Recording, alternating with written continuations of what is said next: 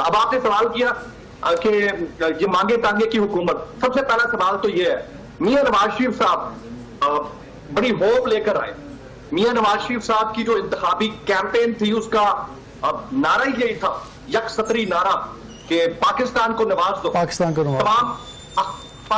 نواز دو. تمام اخبارات کی جو مین لیڈ تھی اس تک کو پرچیز کر لیا گیا. نیوز چینلز کے اوپر ایئر ٹائم نہیں تھا, ایک ایک منٹ کے اوپر آپ کو پاکستان کو نواز دو پیپلز پارٹی کا سانگ چلتا ہوا دکھائی دیتا تھا. تیسری طرف پی ٹی آئی کے تو ایڈ تو دور کی بات, ان کے لوگوں کو بھی ایئر نہیں کیا جاتا تھا, ہم نے دیکھ لیا اپنی آنکھوں کے سامنے.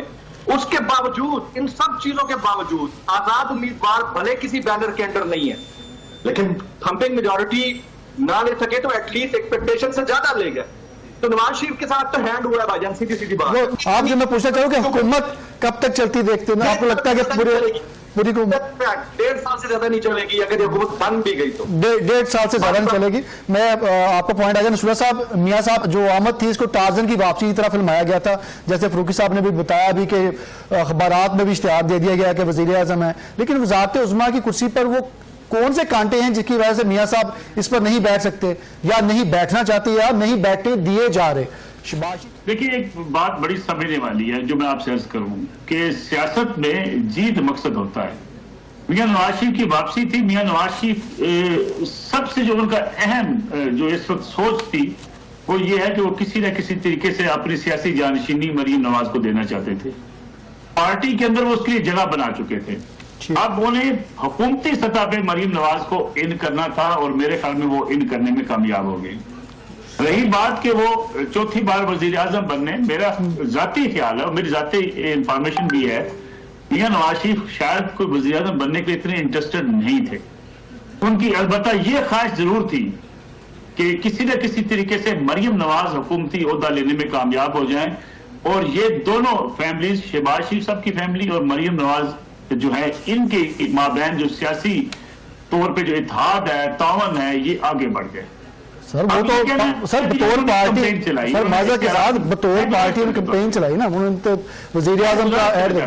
جی جی, میں ایک گزارش یہ کرنا چاہتا ہوں کہ میاں نواز شریف ووٹ بینک تھا میاں نواز شریف کے پاس, جس کو آستہ آستہ میاں نواز شریف شفٹ کرنا چاہتے ہیں مریم نواز صاحبہ کے پاس. ٹھیک ہے. اب میاں نواز شریف اگر اپنے آپ کو لیڈنگ رول میں نہ لے کر آئیں, اپنے آپ کو یہ نہ کہیں کہ میں پارٹی چلانا چاہتا ہوں, میں وزیر اعظم بننا چاہتا ہوں, تو شاید پارٹی کے لیے اتنا ووٹ جو ملنا جو تھا وہ ممکن نہ ہوتا.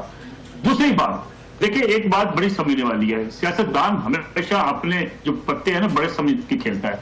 وہ کس انداز سے کھیلتا ہے کہ کس طرح مرکز کی حکومت شاید مشکلات کا شکار ہو سکتی ہے, مرکز کی حکومت کسی دباؤ کا شکار ہو سکتی ہے. پنجاب کے اندر اگر میاں نواز شریف اپنے لیے, اپنی بیٹی کے لیے پنجاب لینے میں کامیاب ہو جاتے ہیں تو یہ میاں نواز شریف کی اس لحاظ سے سیاسی کامیابی تصور ہوگی.